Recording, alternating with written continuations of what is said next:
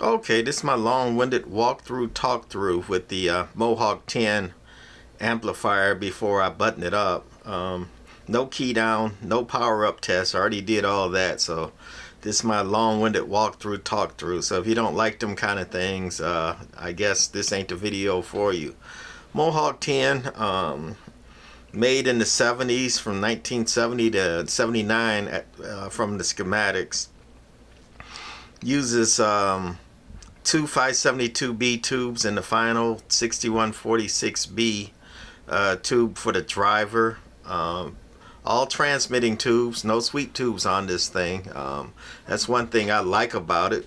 And even nowadays, those tubes, the 6146B driver is plentiful and fairly cheap.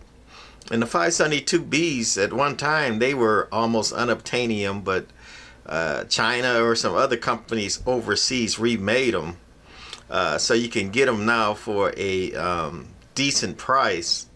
However, the overseas stuff is not as good as the old American made back in the day, but hard to find good full power Americans at a decent price.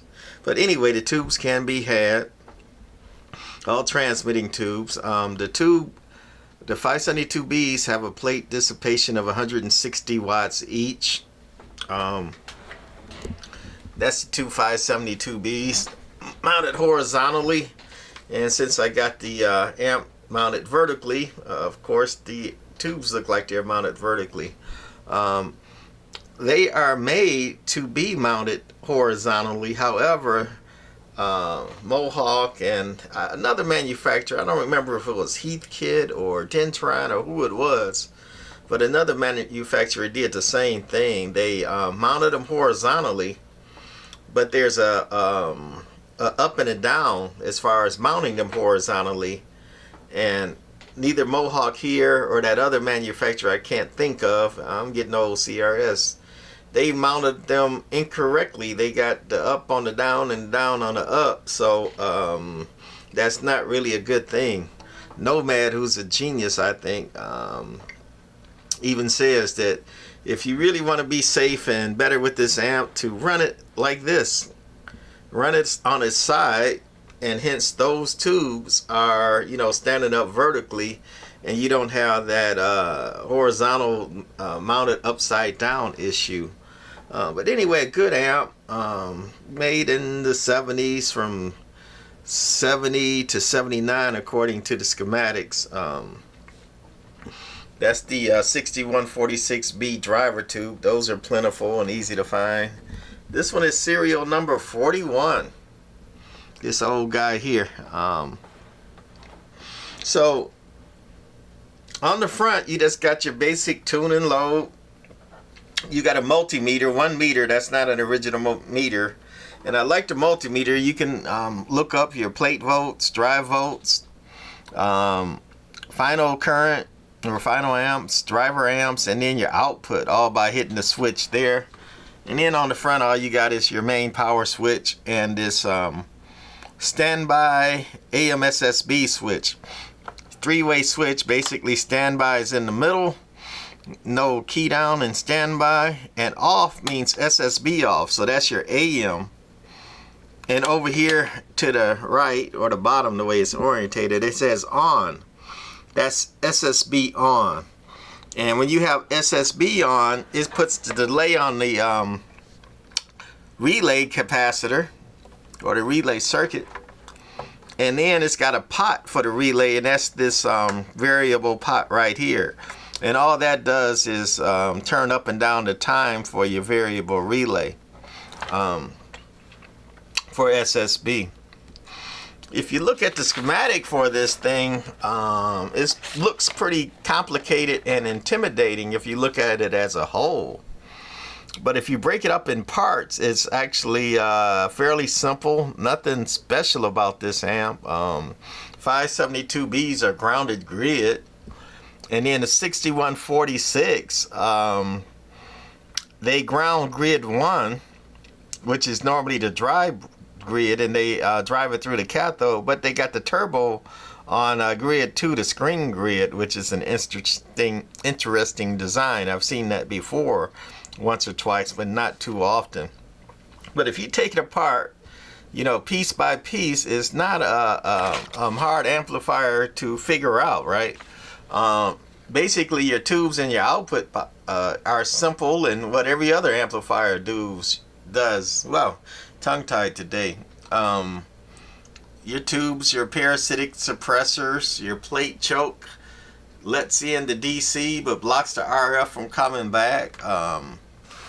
Plate blocking capacitor does the opposite, blocks the DC from coming out and going into your capacitors on the output side, but lets the RF go through.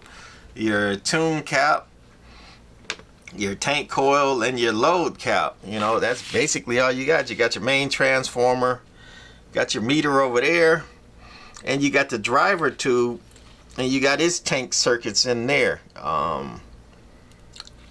That silver variable, let me see if I can zoom in. Right there is your tune cap, and it's got a fixed load cap up under there somewhere. It's not variable. It's got a tune and a load for the driver, but you only can tune the tune cap on it. So, you know, pretty simple up top. Turning it around. Underneath, it might look a little intimidating, it might not, but it's, you know, got a couple boards, but it's simple stuff, basically. The fan's not original. Somebody upgraded the open blade fan with the modern box fan. You know, more cooling, more air. I like that. When I got it, this guy did have replacement caps in there already, but they were radio. Those kind of caps right there. And there were 8 of them, and they had all 8 of them mounted on top, and they had wires and jumpers everywhere. They literally had probably 20 jumpers to wire in those kind of caps all up top. However, this amp was designed for these actual caps that I put in here, and 4 are on top and 4 are underneath on the bottom. And then we upgraded the UFs. Originally called for 100 UF each cap. We put in 150, and we used high temperature caps for this. These resistors here that the person replaced too are your bleeders. And since they all are within tolerance, and they're not terribly badly done, we left the bleeders in there instead of replacing all those. Your dropping resistors for your voltage, your diodes for the voltage doubler. Back in the old days, diodes weren't as accurate is not the right word, but they weren't as consistent, not the right word either, as they are now. They weren't as tolerant. I guess that's a closer, but it's still not the right word, as they are now. So they use equalizing resistors, and they use capacitors for the surge to take a surge and take it across and ground it out back in the old days. Nowadays, with modern technology, and diodes are much more within tolerance and got better specs, you can pretty much get rid of both of them. You can get rid of the equalizing resistors across the diodes, and you can get rid of the surge caps now. But back then, that was the way that they made it. But modern diodes don't need it. But since it's there and they're not really hurting anything, we just left it there. It keeps it more towards stock too. These 2 resistors here are surge resistors, kind of like a poor man's soft start. They are in the circuit all the time. So when you start it, they catch the surge, and they limit the amount of amps or current that these capacitors are going to draw before they charge up. But since they're in the circuit all the time, they're not switched out. You're going to lose a few volts or a few watts by having them in that circuit all the time, and they're going to heat up a little bit. That's why you see they're probably 10 watt, you know, because they're going to have a little heat to them in the circuit all the time.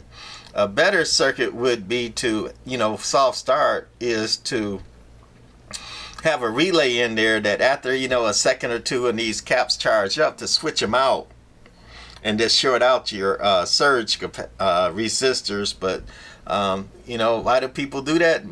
Cost. They're trying to limit the cost on this thing. They want to make money out of these amplifiers. So it's got two of these surge limiting resistors. A Pry DX300, I believe, has something similar to these. A lot of cheap manufacturers don't use any kind of surge at all. And then you turn them on, you know, something with no surge in it, the lights are going to dim, and that's those capacitors charging until it comes up to, they get some volts in them and they get charged up a little bit. You ever put a jumper cable on a dead battery? You get a spark. That's that surge because it ain't got no power in it. The same thing happens with these capacitors every time you turn them on like that. And that's why soft start is a good thing. Anyway, that's the high voltage for the finals, that board there, and those two caps, and underneath is some more diodes and stuff, and that would be the high voltage for the driver tube. So it's got two different high voltage banks. It's got another power supply, these two caps here, and you can see the 4 diodes there. That's for the negative voltage, and also this amplifier runs the keying circuit off the negative voltage. So that's all the voltage it has. It doesn't have a normal low voltage. It uses the negative voltage for your low voltage for the keying circuit, and it runs negative bias only to the driver tube. This amp has 2 relays. One thing I thought was interesting is that's a triple pole double throw relay, but they only use one of the poles, the center pole. That's the only contact used in that relay. That's kind of a waste. And then down here is the input relay on the input side. So your input in your drive comes through that SL239 and into that relay, and then it swoops around if it's not keyed up, and it goes around and then through this relay and out. However, if you're actually keying the amp, that one keys it and takes the power and routes it to the driver tube, and then the output comes out of that big coax there and goes through that 3-pole relay, only using one contact. If that was me, I would use probably at least 2 or probably all 3 of those contacts. That way one get dirty or a little iffy and don't want to have a good contact. The others could pull it through. Over here is just metering for the output for your metering.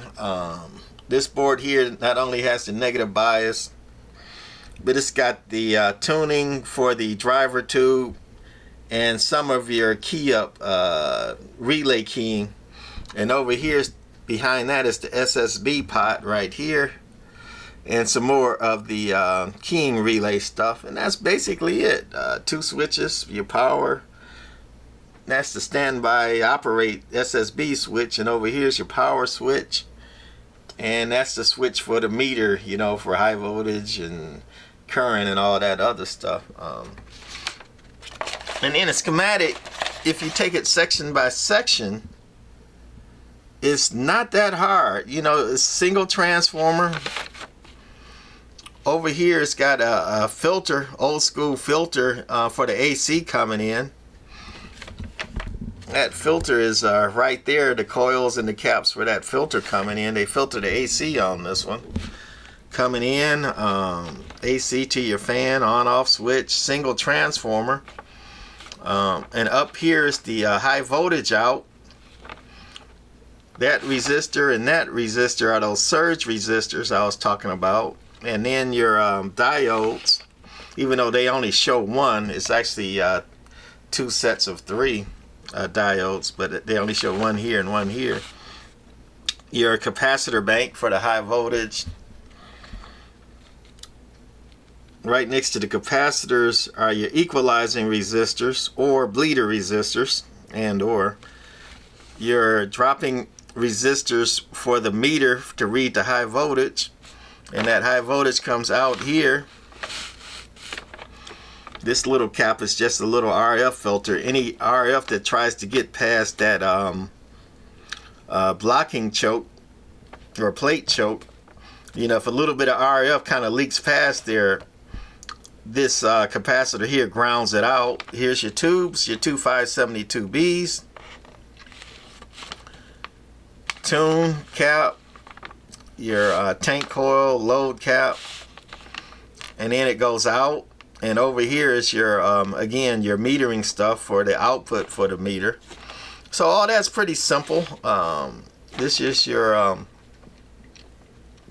filament choke, because it lets the filament voltage up to the tubes, but since it's grounded grid, it drives the cathode, and the filaments go through the same grid, and hence you don't want the RF from the drive going back down into where the filaments are, and that's what this choke does. It blocks it lets the AC go through, and then it blocks the RF from coming back down here. That's why you see 3500Zs and other amplifiers have that choke there. Then over here is your driver tube, your 6146B. These two are voltage regulator tubes. I believe a OA2 and a OC2. Those would be those two sockets right there. However, since one of mine was bad and shorted, and the voltage was way too low, I replaced those with Zener diodes. That's one of the mods I did. Kept it the same correct voltage, but I replaced the two VR tubes with Zener diodes. Voltage coming in, also your drive coming in from the drive, and getting a little bit tongue-tied and lost. Okay, here's your drive coming in. That's your input tuner right there. Where is it on this amp? There you go. That guy there is your input tuner. And then the drive comes in, and so does the negative bias. The negative bias I was talking about comes through this diodes, a capacitor, a resistor, another capacitor. That's those two capacitors. Then through the choke, again, that lets the negative bias come in and blocks the RF trying to go through, and then your RF comes up here, and then those go into the tube. All this is your relay stuff to key it up. All that is your keying circuit.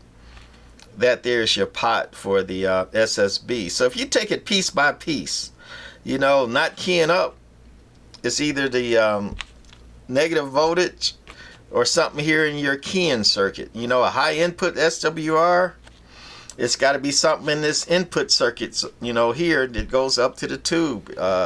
No high voltage for the driver, you know, over here your high voltage for the driver comes in and into the tube. No high voltage for the 572Bs, something over here.